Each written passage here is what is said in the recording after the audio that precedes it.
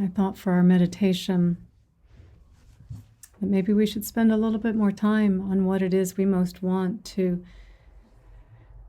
really get in touch with the feeling of what it is we most want. That's what we want. It's a feeling.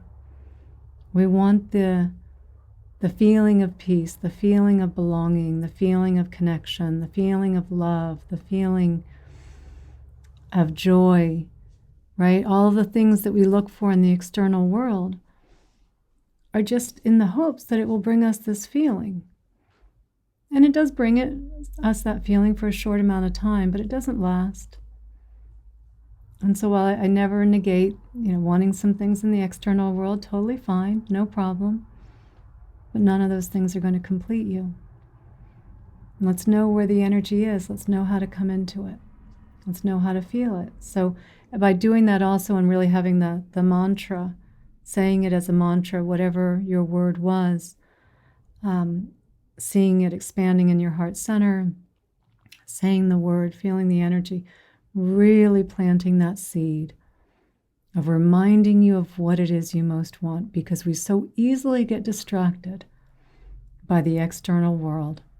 We say 1 minute we want one thing, and then the next minute we're off chasing something else, moving further away from what it is we most want. So this meditation really to hopefully really plant that seed, really nurture, like we gave all the fertilizer, all the water, the sunshine, everything to your intention there. And then our actions start to align more with our intention, because often our actions are not aligning with our intention at all, right? Just because we get so easily distracted, and we forget what it is we most want. So, see from Richard. Oh, I'm glad it was a nice break from work. And just to remind you as well, when you're taking, for some of you, this is a lunch break. For Mary, who's on the call, I know she's on her way to an appointment. Diane, it's the end of your day, I know. But remembering the meditation, to take that feeling, how we come out of the meditation is so important, so important. And it's interesting because I've been recommending Insight Timer app for probably 10 years as an app to students to use as a bell to come out of the meditation. I only just started teaching on here in the last year.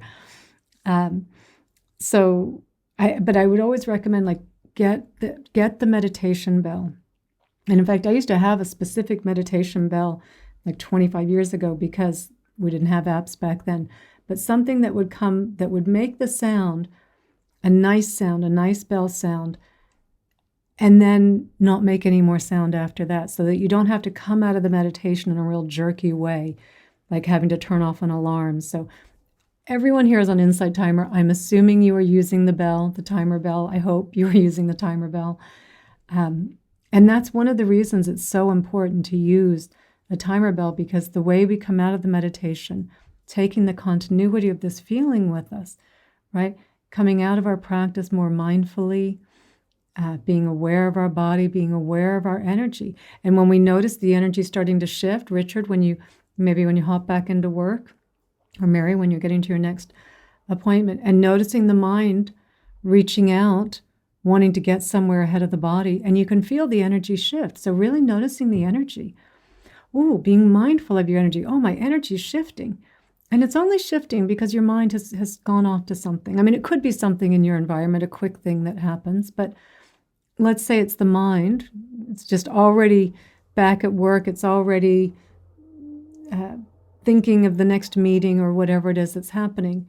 And you notice that energy shifting.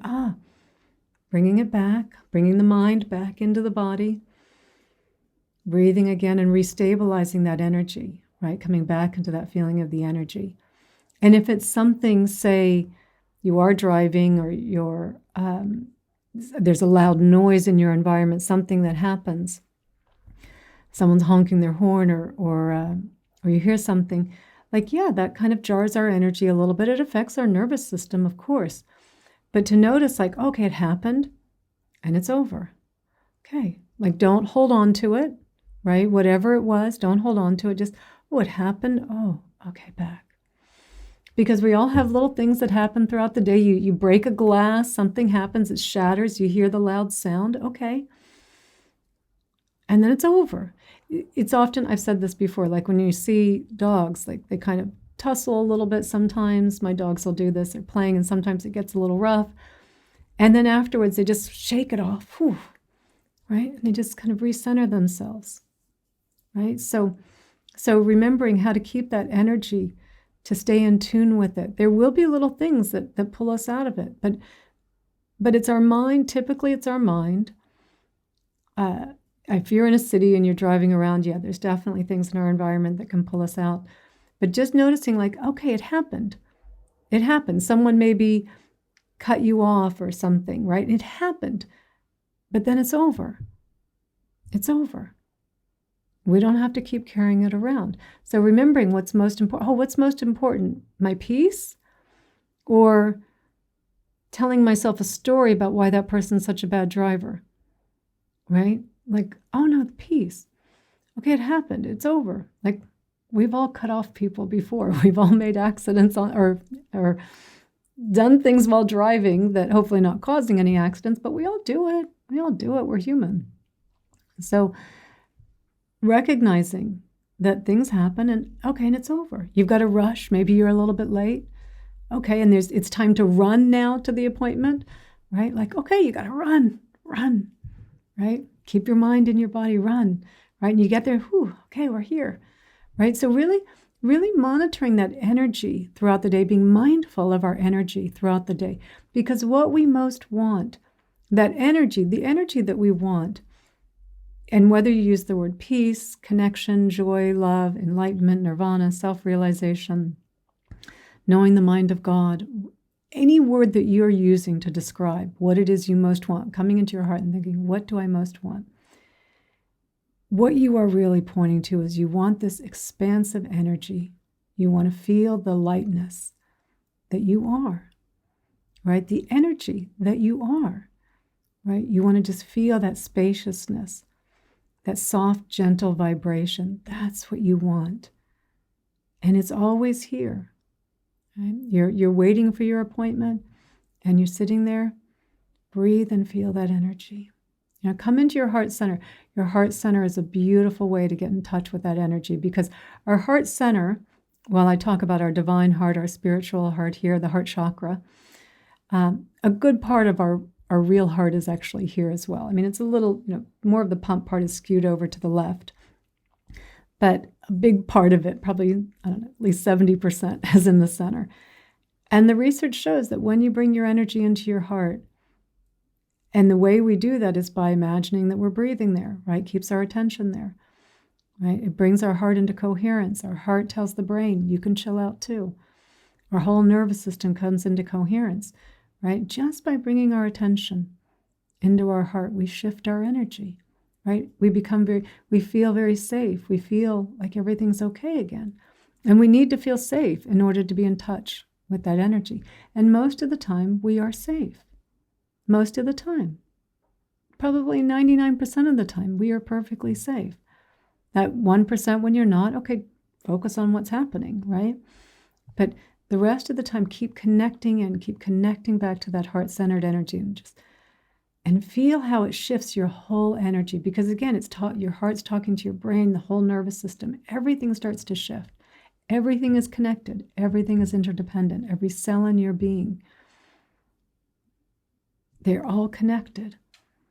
If all the cells start tightening up and getting stressed, right? And of course, tightening up because preparing you to fight or run away, right? Oh, that's what every cell's being affected. Your immune system cells being affected when you're stressed. Your digestive system cells being affected, and the microbes in there that make most of the neurotransmitters we need to feel good being affected when we're stressed. Our reproductive system affected when we're stressed. Our prefrontal cortex affected when we're stressed. Our hippocampus, lots of parts of our brain affected negatively. Negatively because we tend to go into chronic stress, not acute stress, which is what stress was meant to be. Quick on-off. Quick on-off. You got away or you didn't, right? It wasn't meant to be this long, drawn-out, all day stressed, thinking about one problem after another. So to think about that, that's affecting every cell in our being. Some cells more than others, but it all travels downstream, all affecting each other. And likewise, when we come into our heart-centered energy in our heart, because we bring our energy there and we're feeling, we're imagining our breath here, and our breath starts to slow down, and our heart, again, coming into coherence, our heart beating at a very normal pace, not that pace that we make it when we're stressed and it's like boom, boom, boom, boom, boom, boom, boom, boom, boom, right? It's just beating at a really nice, normal pace. It feels safe. It would not beat like that if it wasn't feeling safe. So coming into the heart, a really good way to shift our energy and to come into the energy of what we most want, of what it is we most want. It's here right now. Like, go get the latte, go buy the new car if you need to go buy a new car or whatever it is you need to do. But what you're really seeking is always here right now. Always here right now. It's how you want to feel. Pay attention to your energy. Be mindful of your energy.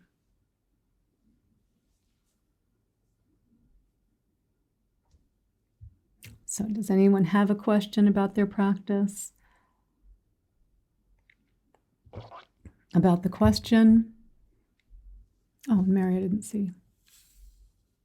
Oh, thank you, Mary. Thank you. And to see who else is. Oh, Char, good to see you. Who else is here? Hopeland, good to see you.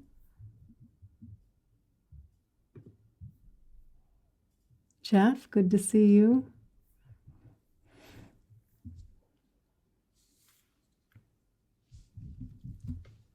Does anyone want to share? We did this once before too. If you want to share what your answer was to what it is you most want.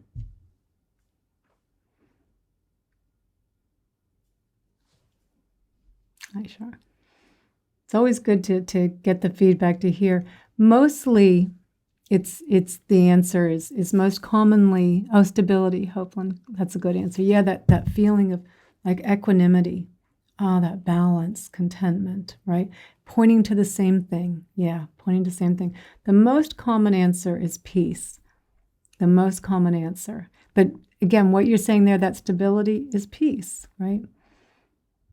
Right? So, and it's why I came up with these mantras. And it's these classes are all on my teacher page. I haven't put them together as a course. I should. They are on a course somewhere else, but they are all up on my Insight Timer teacher page, where there's five mantras to help point us to all of the ways in which we keep taking ourselves further away from peace, from feeling stable, from feeling content, from feeling connection, from feeling joy. And so I did the mantras in a way to, again, help point us to what's stopping us from being peaceful. We know we want to be present, right? Be peaceful, be present, let go, be in the moment. We know that, but why aren't we? Why aren't we doing that? And so the mantras are, and they're all based on the default mode network, which is the mind-wandering part of our brain, and everyone's mind-wandering network, the default mode network, this is where the little me lives, by the way. This is where the ego lives in our default mode network. This is where all the self-referential thinking is taking place. All about me. All about me is in the default mode network. And I'm kind of pointing all around because it's like 5 or 6 different regions of the brain. That sometimes I think they think it's 7. They're not. They've got a good idea, I think, of 5 of the regions, but there's still some others they think might be involved in this. And the ways that we think when our minds are wandering, we all do this. We go out into the future, imagining ourselves in the future, planning for the future, and that's helpful, right? We need to be able to do that. It's helpful. But we know what happens. We obsessively keep planning and imagining, and I'll be so happy in the future. And we spend a lot of time in the past, right? Going back in the past, and it's okay. Great. We have memory. We can think in the past. We can remember. And we can reflect on nice memories and learn that way, so no problem. Of course, we know where it becomes a problem is when we start rehashing the past, wishing we could change the past. And we get stuck there very quickly, replaying old conversations, really looking for that zinger finally to come back for that conversation that took place 3 weeks ago. And then we spend a lot of time narrating our experience, just talking to ourselves through our experience. I mean, just literally, it's kind of crazy the way we just talk to ourselves. Okay, I'm going to do this. I'm going to do that. Don't forget that. We're going to do this. Oh, yeah, let me do this. As though we wouldn't be able to function if we weren't talking ourselves through the whole time. So a lot of narrating. And within the narrating, a lot of judging and comparing. And everyone does this. So these are the 5 ways in which we think in the default mode network. So the mantras that I use to use them kind of based on also bringing Buddhism into it, to really help us establish, again, what it is that's taking us out of the present moment. So the ego, right? So this is what's happening here, the ego. So the mantras are peace is not chasing, right? So chasing the future, chasing some happiness in the future. It's not a problem to think about the future. We do need to plan, right? We're going somewhere. You've got a meeting at work and you need to do a little bit of planning for it. Like, no problem. We have this simulation machine. Let's use it. Let's use it wisely. So planning is okay, but chasing is when it becomes a problem for us because we're always chasing happiness outside of us. So peace is not chasing is the first mantra, right? To be really clear about how we chase happiness, because every time you're chasing, you are out of the present moment. You're not tapped into the energy that you want to be feeling. You're not feeling a sense of ease. In fact, you're not feeling stable because you're like, oh, my mind's over there, my body's here. How can I feel stable? How can I feel good if my mind's over there and telling me that I'm going to be so much happier over there and my body's still here? I'm trying to catch my body up to my mind. And of course, as soon as you do that, the mind just jumps off to the next thing. You have a few moments of a break, and then it just jumps off to the next thing. So the first mantra is peace is not chasing. And the second mantra, while I know in the default mode network, it's the past. So instead, I originally had it as peace is not regretting. But again, to kind of bring it more in line with Buddhist philosophy and to be more helpful and to still cover that rehashing of the past, I made it peace is not resisting, right? Because chasing and resisting are the 2 mind movements of the ego, 2 main mind movements of the ego, right? Again, nothing wrong with going back in the past, thinking about the past, but it's that resisting. I wish that hadn't happened. I wish I'd done something differently. I wish my life had turned out differently. I wish I could go back and do this differently. I wish that person hadn't done this, right? So we're resisting, but we don't just resist in the past. We resist what's happening now, and we resist also in the future. So it covers all of that. And then under the chasing and resisting is the judging and the comparing and the narrating. But the judging is almost always resisting. In fact, always resisting, right? I shouldn't have done that. I'm such an idiot. They shouldn't be doing that. They're bad people, right? Or they're disturbing me. So they shouldn't be doing that. They shouldn't be wearing that. They shouldn't be speaking like that. They shouldn't have these views. So it's always resisting, right? Judging is always resisting. Comparing, again, like comparing to some degree is not a bad thing for us to be able to compare.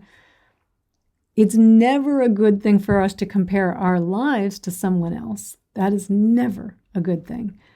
Will never bring you the satisfaction, the happiness that you think it is, that you think it will bring you. Hi, JG. Good to see you. So peace is not comparing, and then peace is not narrating. Just to keep reminding us that as we're going about our day, we don't need to be talking to ourselves all the time, because while the narrating may not sound like it's too negative, right? It's not like judging or comparing or chasing. I mean, there's that little bit in there, but it's the gateway. It kind of leads into the other ways. If you're talking to yourself, you've kind of opened the door And then it just doesn't take long as you're talking about what you're doing, and I got to get over there, and I got to do this, and don't forget to do this. And then your eye just falls on something like, oh, I don't like that. I don't like what they're doing over there. I don't want that happening over there. Oh, I can't believe I just did this. And we just kind of fall into the other ways, which become much more, much stronger, much more intensity. So there's a class for each mantra. And I think I put them up there. I think they're probably maybe 8 months ago, something like that. And if any of you has any questions, you can message me. I'll go take a look later and see what the title of each one is. But for each mantra too, so there's a class for each mantra. And we count the mantras on our hand. So this is another way to just kind of help us remember the mantras. Like when we're counting on our hands, and I'll explain this in a minute, we're bringing in another part of our motor cortex, right? If I'm using my left hand, I'm bringing in the right hemisphere of my brain, that part of the motor cortex. And as I'm doing that, along with saying the mantra and really contemplating the meaning of the mantra as I say it, we're bringing in, again, more brain regions to help us remember. So you can use these mantras in a meditation. I have guided meditations with them. You can use them just when you're standing in line and you just notice your mind, again, it's just going out chasing, it's going off to the future. And you can just stand there in line and you count the mantras by bringing the top of your thumb and the top of your pinky together as the first count, and then the middle of the pinky, and then the crease. So 1, 2, 3, and then you just go to the top of the next finger, middle, the crease, top of the next one, the middle, the crease, the top of the next one, the middle, the crease, and start again. And it's a really grounding way. Like, again, you find you're stuck in traffic, you find you're in a long line, you're on hold with customer service, and you're mindful of what the mind movement is. I want to get off of this and get on to the next thing, or I want this done right now. And you can just, peace is not resisting. Peace is not resisting. Peace is not resisting. And just notice how as you say the mantra, what it's doing is pointing you to the way in which you are taking yourself further away from peace. And you can change the word to whatever your answer is. If it's connection is not resisting, stability is not resisting, whatever word. And by the way, these words change all the time. Sometimes one word speaks to you, sometimes another word speaks to you. And that's totally fine. That's why we ask the question. In almost every meditation, we ask this question. There's a few kinds of meditations I don't ask the question. But so whatever your answer is, right? It's peace. If it's peace, peace is not resisting. And as you say the words, you just notice, you're like, oh yeah, that's the problem. Like, I know I should be present, but I'm not present, right? Why aren't I'm resisting. And peace is not resisting. And you just feel that kind of sense of, now that I'm pointing directly to what the problem is, I start to feel a little bit more at ease. Or if it's chasing, peace is not chasing. Or you're judging yourself, you're judging someone else, and peace is not judging, peace is not judging, peace is not judging. You're comparing yourself to someone else. And we know how we can get lost in those thought streams for ages, comparing ourselves to someone else. And thinking we're so sure that the problem is that they have something that we don't have. And the problem is the comparing. That's why we're not peaceful, because we're comparing. So peace is not comparing. Peace is not comparing. It starts to pull our attention away from what we think the problem is, which is just going to continue on and on and on until we exhaust ourselves, and bringing our attention to, no, the comparing is the problem. Peace is not comparing. Peace is not comparing. Peace is not comparing. And yeah. Oh, thank goodness. Yeah. I thought I had to have what they have. I just need to stop comparing. That's where the suffering is coming from. And most likely, whoever you are comparing yourself to, they're just comparing themselves to someone else. It's a never ending. Whoever the millionaire compares themselves to the billionaire compares themselves to the wealthiest billionaire, and then the wealthiest billionaire is looking at the person that's nipping at their heels. Oh no, they're coming to take my top spot. It's never enough. It's never enough.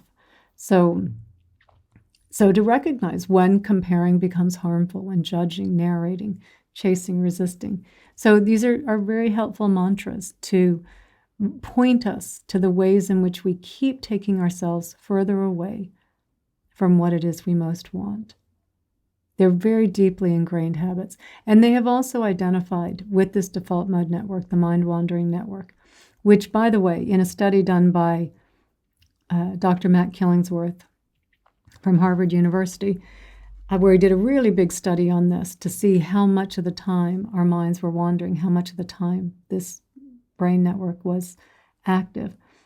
He found about, on average, 47% of the time our minds are wandering. Almost half the time our minds are wandering. And they are wandering into some pretty unsavory, unpleasant neighborhoods, unpeaceful, unstable neighborhoods. So, this is not normal to be mind wandering this much. It's helpful to be able to do one thing, and to be careful. Also, most of the mind wandering happens when we can do things on autopilot. And so much of what we can do today, we can do on autopilot. We can drive on autopilot. We can walk around our house, brush our teeth, shower, do all sorts of things on autopilot. But in this study where they had your mind was wandering the most, everyone's mind was wandering the most, brushing their teeth, right? We all know that. Brush the teeth and it's like automatic. It's like you put the toothbrush in there and the mind just starts going around looking. Now back to what's going on. What are the problems in my life? Where do I need to be? Because I can't be where I am here, brushing my teeth. So brushing our teeth, household chores, things like that. But even sex, they had it 10% of the time, people's minds were wandering. 10% of the time. Sex, you'd think it would have our full attention. But even that, minds were wandering a little bit. And it did not matter. It did not matter also, no matter how mundane the task on the other side of this, that they found that, of course, the more present you were, or that you were present, you were happier. And it did not matter how mundane the task.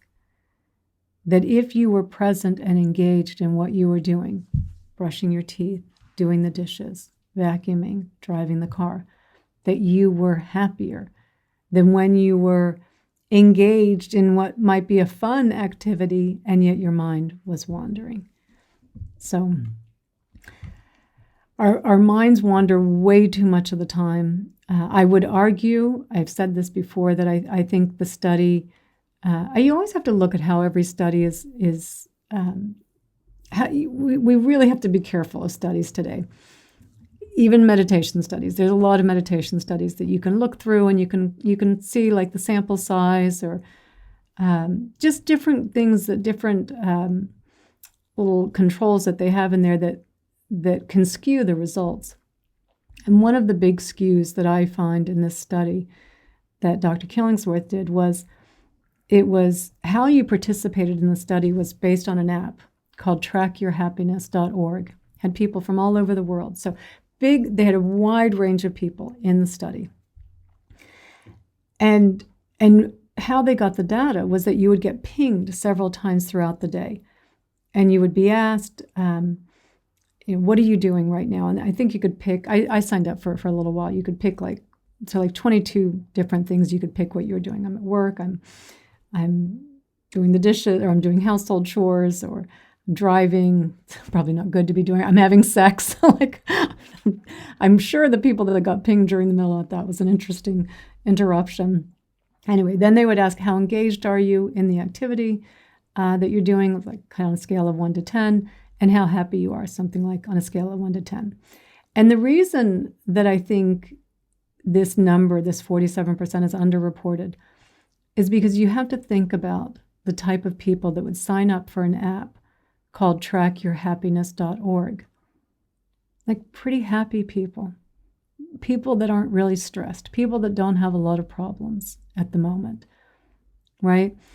Because it's like signing up for, if you're really smart, you like to do IQ tests, right? If you know a lot of current news, you like to do those kinds of little pop tests, quizzes. If you don't know that stuff, you don't want to do those kinds of things. So if you're really stressed, you're really unhappy, you're depressed, you're really anxious, you spend a lot of time up in your default mode network, you are not very likely to want to participate in an app called trackyourhappiness.org. And it does get, as I said, I did it and they ping you sometimes 7-8 times a day. And it would be like, oh, again, you gotta stop and do it. And this, you can still do it now, by the way. When I did it, it wasn't part of the study. So I think if you were doing it as part of the study, you'd be a little more like, okay, they really want this info. But I did it for a couple of days. I'm like, I don't want to be pinged all day. This is annoying. So I think you really have to be, I think the study underestimates the amount of mind wandering that's going on, but it gives us a reference point about half the time, probably more. Right? So the mantras can be super helpful to identify the ways in which our minds are wandering. And again, we can always put it under these top two headings, chasing or resisting, right? Desire, fear, wanting, not wanting. So it's always these two mind movements of the ego. And all of the worrying, all of the controlling, all of the scorekeeping, all of the fear, all of that comes under these two headings, right? It's always your mind is either chasing or resisting, right? And in the chasing and the resisting, remember, in the thinking, I'll be happy when I get over there. I need to get to that next appointment. We don't always quite say it, I'll be happy when I get over there. But that is what we are implying. I need to be over there. I need to be somewhere else other than where I am. And in that chasing over there is a little image of me that arises. Like you again, when you really are mindful and you watch this, it's as though there's a little imaginary me that's going to be happy when it gets over there. That's the ego. This is the separate self. This little, when you're here, you're just one entity, right? But in the thinking, I want to be over there, subject and object, two, we split ourselves into two. There's a little me that in our mind, I've got to get over there to please this little me. This is who we're rushing around all day trying to please. And then we get there, and for a few moments, we feel good. And the reason we feel so good, we always think it's because I got here, it's because I got the latte, it's because I got the new job, it's because I got the new car, I got the new partner. We're always thinking it's something outside. That's why I'm so happy. I'm not saying that there can't be a little bit of happiness from those things, but the real source of happiness is that for a few moments, that little me went away. Because the thought, I want to be over there, is now gone. I've no longer separated myself into two. I'm back into being one. I'm back into feeling whole again. I'm feeling connected again. I'm feeling safe again. Every time we split ourselves into two, whether it's desire or fear, which are two sides of the same coin, chasing, resisting, two sides of the same coin, we split ourselves into two. And there's this feeling that I am this little small, finite, unlovable, unworthy being, somehow broken, somehow not good enough. Everyone else is doing great, but not me, right? That's always there in this little being. And we run like heck to get where it needs to get to. It goes away for a few moments. It feels so good. And then it just starts back up again. Oh, got to get over here now. Oh, that's a problem. Now I want to push back on that. Every time we go up into these thoughts, I want this, I don't want that. And the implication of, I want that, I will be happier over there. I don't want this, I will be unhappy if I get it. Right? But this is all just happening in our imagination. And we are creating a little me, the separate self, the ego. This is where it comes from. And then it goes away once we get the object. And we keep thinking, oh, it's the object that made me so happy. So we try and recreate those situations. I'll go back and get a latte again because I was so happy when I got the latte yesterday. Because for a few moments, you weren't split into two. You were just one. That's what we want. That's, again, when we come back to that feeling of peace, right? And so when we ask the question, what it is you want, right? It's not a question to split us into two, right? I want the car because that's me and object, subject, object, two, right? Me in relation to something. Peace, right? I can't make something out of that. Peace, stability, joy, connection, love, belonging, nirvana, enlightenment. I mean, we can make, I should say, because especially I talked about this in yesterday's talk, we can make a me out of enlightenment. We do have to be careful about that, which is why, again, even just the words peace, just peace, joy, connection, belonging, love, to remind us what it is that we most want, right? To remind us what is most important there. It's not something that the external world can bring us. Like, it's fine. It is fine to go and get the latte. It's fine to get the new partner. It's fine to get the new job. All of those things are fine. There's no problem with it. Even saying, like, I'd like to have a new job. I'd like to make some more money. There's no problem with any of those things, as long as you are very clear that these things cannot complete you. So when you're saying to yourself, okay, I'd like to be promoted, or you'd like to, right? We want to push ourselves. We want to enjoy the world. We're not trying to negate the world here, right? Let's enjoy the world. Let's enjoy what it's got to offer. But just being very clear, while we can enjoy these things on the external world, right? They cannot complete us.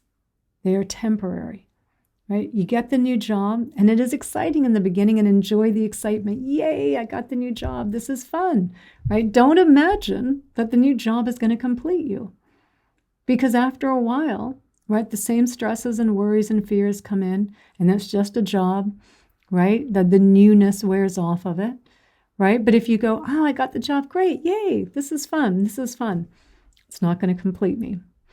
Only I can complete me. And in fact, I complete me simply by not separating myself, by not putting myself into two, right? Just by being one, right? So again, it's okay to want something, even to want the latte. Just know that the latte is not going to complete you. So when you feel that energy tightening around the latte, let's say, or the chocolate cake, right? Or something like that. And you, hang on. The peaceful energy I want is here right now. And yeah, I can move towards the latte, and it will feel nice. It will taste nice, and I'll get a little hit of dopamine with it, and that will be nice, the little tingle of it. Okay, that's nice. It'll go through me. But I am complete now. Before the latte, when I get to the coffee shop, if the coffee shop's still open, right? Sometimes the coffee shop is closed, and then you're like, no, the latte was going to complete me. You got to open back up, right? And so it's like, oh, no worries. Okay, no latte today. No latte, right? To remember all of these things, whatever is pleasurable will eventually turn to pain. They have their limitations. I mean, the first latte is nice.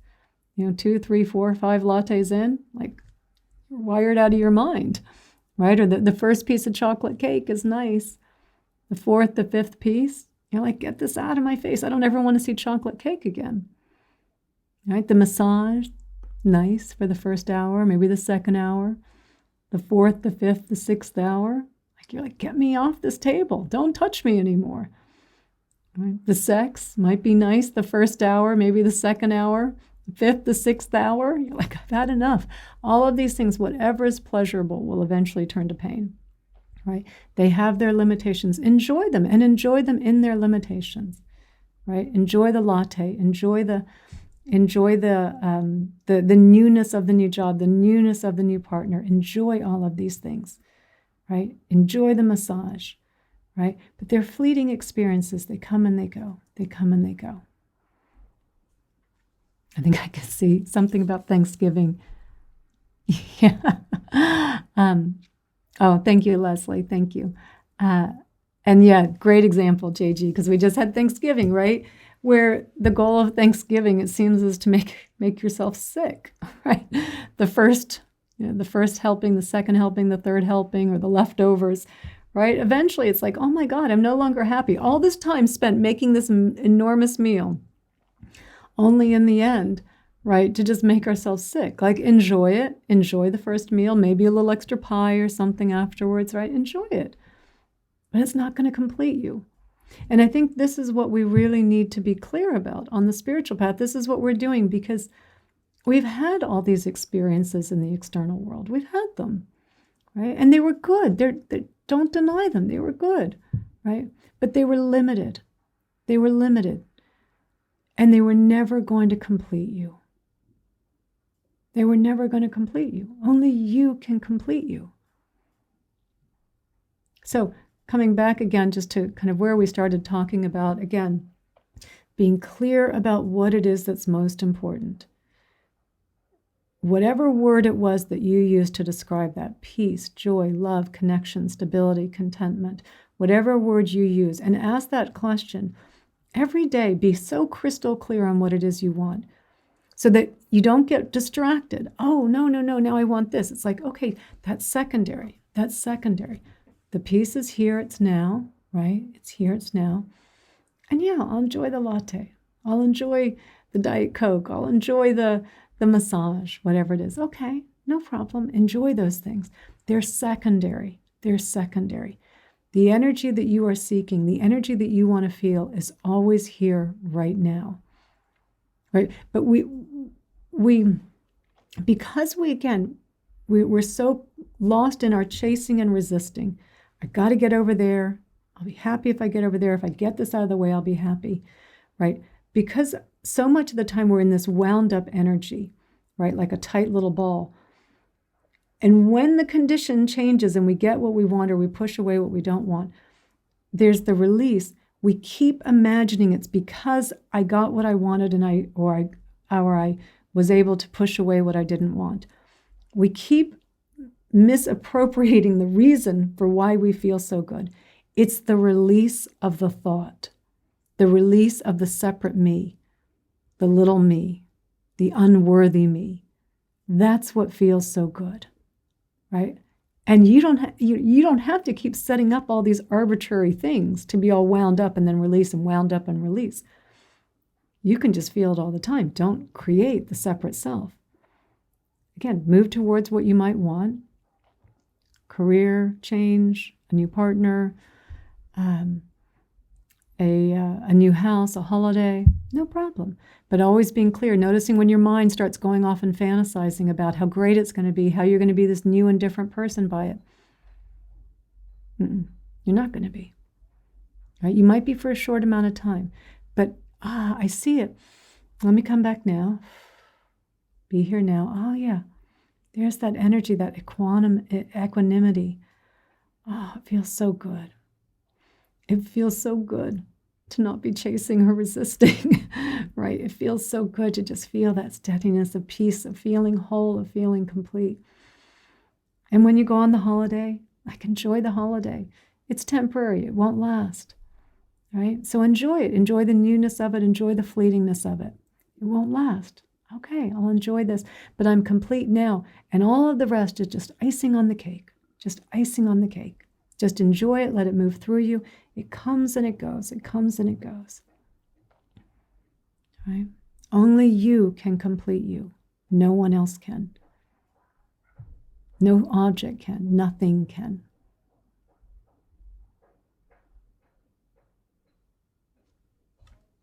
Let's see. Is that your answer, JG? Peace? And this from Richard. Oh, Richard, it was nice to have you. Put the gardens to bed for the winter. We're just having all of our gardens coming out now. So I've got my veggie garden going because it's too hot here in Mexico during the summer, but it's nice. The temperature is beautiful right now.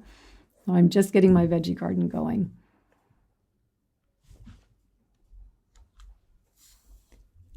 Okay, JG, be careful of that word crave. So So I'm just going to say, just be careful. Because again, I crave peace sounds like it's something outside of you. And craving, especially in Buddhism, this is a loaded word, craving. Craving is the word that we use in Buddhism, that the Buddha used to describe this, really to describe the me coming into existence, the craving of the me needing something, right? And you can feel like craving. It's this, oh, I've got to get it. So yeah, you want peace. You want peace. You want peace. I would leave it a little bit more simply than that. You want peace. You are peace, JG. You are that is our true nature. All this other stuff is just layered on top of it. And we so believe all of that. We're so distracted by it all. But then it all goes away, right? And we practice and we're mindful and we know how to center ourselves and we're not so identified with that ego anymore. And it's like, oh, the peace was here the whole time. That is our true nature. Peace. You are peace. Yes, you are peace. You are peace. Yeah, and it is tricky. It is tricky. Let's see. Oh, thank you, Hopon. Okay, so I don't think we had any questions, but we just did seem to kind of bring a talk out here. So unless anyone has any other questions or any comments, anything you want to add, maybe we'll bring our meeting to an end.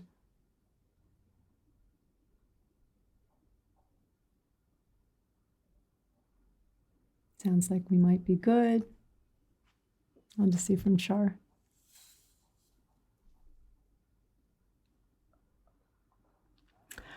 So in Buddhism, again, attachment. This is a great question or great point, because this is what we're talking about here. It's okay to say, I want something. I want the latte. I'm getting hungry. I want some lunch after this, right? That's okay. It's okay to want some of these things. The problem, when we think that it's going to complete me, we get attached to it.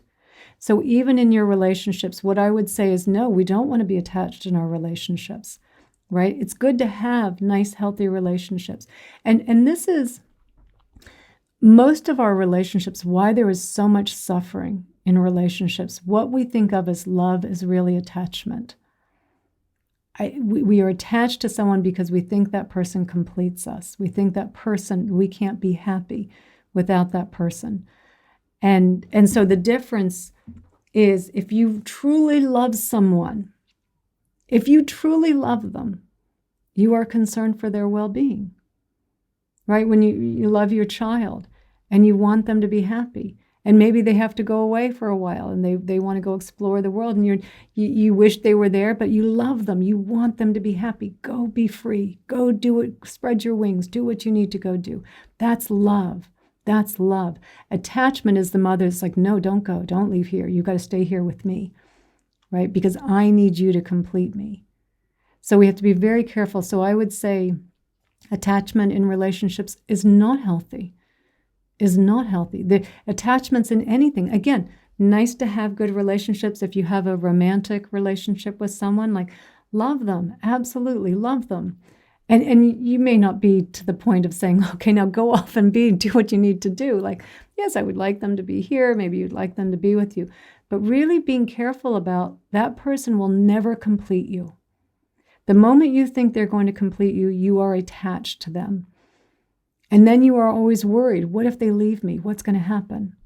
Right? And then you perceive things, I think they were talking to that woman a little bit more tonight. And maybe the jealousy starts to come out. Right? So I will respectfully disagree that attachment, actually this wasn't your view. I think you said your friend had that view. Yeah, I agree with you, Char. Yeah, that we want to be very careful of any attachments. So the difference, and again, hopefully just from what we were talking about, was exactly this. It's okay to want something. It's okay to want someone and to think like, wow, I really get along with that person. and you really want to spend time with them and you want to love them. But be careful of the mind getting too attached. I can only be happy with them, right? Because as soon as you start doing that, now you're putting a lot of pressure on the relationship. Anytime you put that kind of pressure on someone that you need to complete me, especially in the beginning where we feel this kind of excitement, the newness of the relationship, we've got a lot of dopamine, a lot of different neurotransmitters kind of amping up that feeling for us. And we feel so good, and we do feel very different around them. But that feeling is going to fade.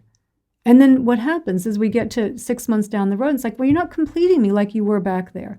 You've changed. Something's wrong. It's like, no, they were never going to complete you. They were never going to complete you, right?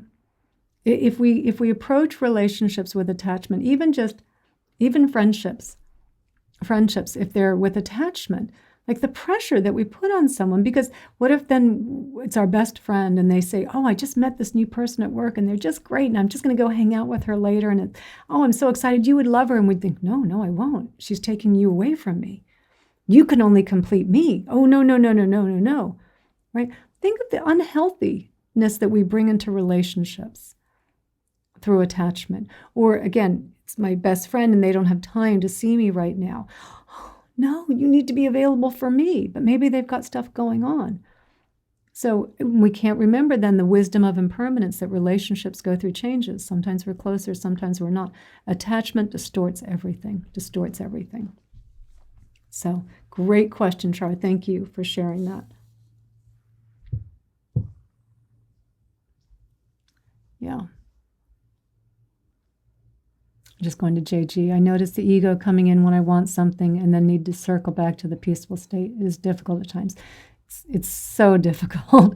It's so hard because we so believe that thought that if I get it, I'll be happy. We so believe it, that little me there. And so that's where the mantras, and I think you were on for where I was talking about the mantras, like we can just, peace is not chasing. You're right. You notice the mind is getting attached to something, right?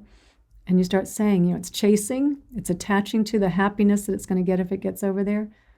And you just say the mantra, peace is not chasing, peace is not chasing, peace is not chasing, peace is not chasing. And as you keep saying the mantra, of course, as you're saying the mantra, you're off the thought, I want something. And you start to feel a little bit more space inside, right? And then you see it and you're like, oh my God, a moment ago I felt so unsettled. I felt so unpeaceful because I thought my happiness was out there. But now, just by recognizing that peace is not chasing, pointing to the very thing I was doing that was taking me away from the peace, now I feel my energy shifting. There's more spaciousness inside, more openness. There's a greater sense of relaxation. Oh, peace is not chasing, right? And so it's a really good way to help us to keep seeing the ways in which we keep taking ourselves out of the present moment, to point to what are you doing that's taking you away. We know we need to be present. We know we need to let go, to accept. We know all of these things. What are you doing that's taking you away from the present moment? And a lot of that is also the chasing, by the way, is really tied into the motivation reward pathway in our brain. So, and in fact, that's what I think I've titled that class, Chasing Happiness, the Science of Chasing Happiness. That's what I've called it, because I've got a couple other little short clips on it, but really goes through to understand what's happening in our brain and why we get so laser focused on it. And it feels like survival, and it feels like I really will be happy if I get there. So be a great class to go back and look at. Yeah. Oh, thank you, Pedro. Thank you, Pedro.